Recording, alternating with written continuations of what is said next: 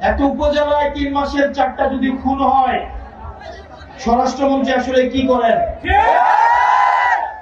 স্বরাষ্ট্রমন্ত্রী উনি মাঝে মাঝে প্রধানমন্ত্রীর পক্ষে কথা বলেন, উনি মাঝে মাঝে অর্থমন্ত্রীর পক্ষে কথা বলেন।